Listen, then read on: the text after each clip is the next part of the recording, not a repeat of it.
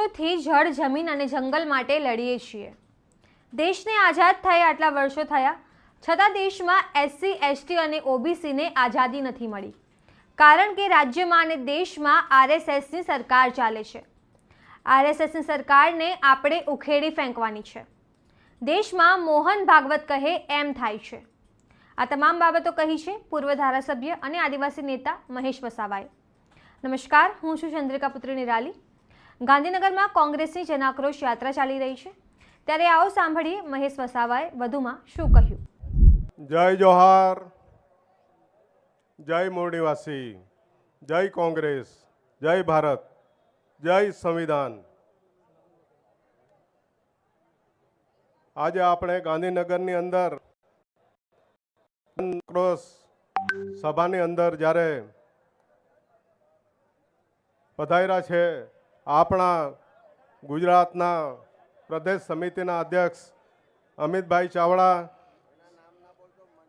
મંચસ સભી કોંગ્રેસના વરિષ્ઠ આગેવાનો, ધારાસભ્ય, માજી ધારાસભ્ય શ્રી અને સામે બેઠેલા ભાઈઓ બહેનો, પત્રકારો, ખાસ કરીને અમે વર્ષોથી લડીએ છીએ જળ, જમીન, જંગલ માટે, પણ આ દેશની અંદર જ્યારે દેશ આઝાદ થયો અને એને પણ 78 વર્ષ થયા છતાં બી આજે મૂળ લોકો છે એસસી, એસટી, ઓબીસી, માઇનોરિટી, એને આઝાદી મળી નથી। કારણ કે આ દેશની અંદર જે સરકાર અત્યારે જે ચાલે છે, 11 વર્ષથી ભારતમાં સરકાર ચાલે છે, કેન્દ્રમાં ચાલે છે, અને ગુજરાતની અંદર 32 વર્ષથી જે સરકાર ચાલે છે એ આરએસએસની સરકાર છે। એ આરએસએસની સરકારને ઉખીને ફેંકી દેવાની છે, કેમ કે એમણે સંવિધાન નાશ કરવાની વાત કરી છે। આવા લોકો જે નઠ્ઠુરામ ગોડસે, જેમણે ગાંધીજી જેવાને પ્રમાણિક ગાંધીજી, મહાત્મા ગાંધીની હત્યા કરી અને આ દેશની અંદર જેણે ખરાબ કર્યું છે, એવા લોકોને અત્યારે તમે જોઈ લો, દેશની અંદર મોહન ભાગવત કહે એ પ્રમાણે ચાલે છે। અત્યારે જે રાહુલ ગાંધીએ જે પ્રશ્ન ઉઠાવ્યો છે, સંવિધાન બચાવો, દેશ બચાવો, એમને જ્યારે ઘણી વખત લોકસભાની અંદર એમ કીધું કે રાહુલ ગાંધી પપ્પુ છે, પણ રાહુલ ગાંધીએ નેમ લીધું હતું, એમને 4000 કિલોમીટર યાત્રા એ કરી અને જે પપ્પુનો શબ્દ લાગેલો એ ઘસી નાખ્યો। આજે રાહુલ આજે સંસદની એટલું બોલે છે કે ડરો મત, આપણે પણ કોઈ ડરવાનું નથી, માટે કોઈ ડરવાની જરૂર નથી। અમે પણ બેઠા છે ટ્રાઇબલ તરીકે, એસસી, એસટી, ઓબીસી, ઉમરગામથી અંબાજી સુધી 15% આદિવાસી વસ્તી છે, ઓબીસી સમાજ પણ રહી છે, માઇનોરિટી સમાજ રહી છે, દલિત સમાજ રહી છે, પણ અમારી સંસ્કૃતિને, પ્રકૃતિને, જમીનો જાળવવા માટે અમારે કંઈ પણ કરવું પડે। અમારા આદિવાસી વિસ્તારના ઉમરગામથી અંબાજી સુધી આજ સુધી સિંચાઈનું કોઈ પાણીની વ્યવસ્થા નથી કરવામાં આવી, કોઈ પીવાની વ્યવસ્થા નથી કરવામાં આવી। અમારા વિસ્તારની અંદર રોજગારી નથી, એ રોજગારી માટે અમારા સંઘર્ષ રહેશે, શિક્ષણ માટે સંઘર્ષ રહેશે। નરેન્દ્ર મોદી ડેડિયાપાડાની અંદર આવ્યા 2003ની અંદર, ત્યારે અમે પણ ધારાસભ્ય હતા, એમ કીધું કે બેટી પઢાઓ, બેટી બચાવો, પણ આજે શિક્ષણના નામે ટ્રાઇબલની અંદર મીંડું છે અને 5000 સ્કૂલો આજે બંધ કરી દીધી છે અને કોઈ બેટીની સુરક્ષા નથી।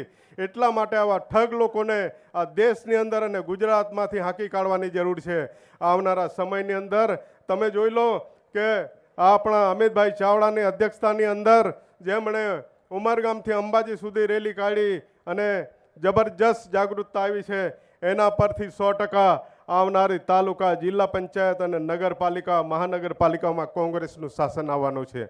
એની પછી 2027ની અંદર આ ગાંધીનગરની અંદર પણ કોંગ્રેસનો ડંકો વાગશે અને જે કંઈ ખેડૂતોના પ્રશ્ન છે, જે પાણીના પ્રશ્નો છે, એસસી, એસટી, ઓબીસીના પ્રશ્નો છે, માઇનોરિટીના પ્રશ્નો છે, એ બધાનો નિકાલ કરશે। અને મને વિશ્વાસ છે રાહુલ ગાંધીનું નેતૃત્વ કે જે કહે છે એ 6 મહિનાની અંદર પૂરું કરે છે।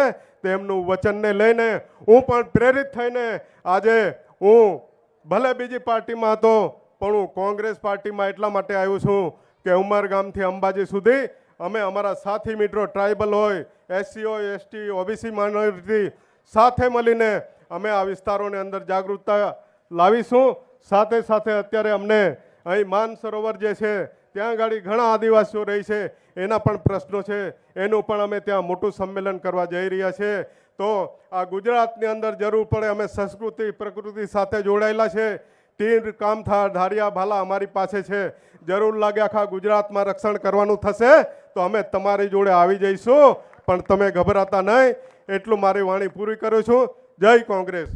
તો જેમ તમે મહેશ વસાવાની વાત સાંભળી, તમે તેમની વાતથી કેટલા સહેમત છો કમેન્ટ કરીને જણાવો. અત્યાર માટે બસ આટલું જ. સમાચારને લગતી વધુ અપડેટ્સ માટે અમારી વેબસાઇટ www.gujaratplus.in પર પણ માહિતી મેળવી શકો છો. ધન્યવાદ.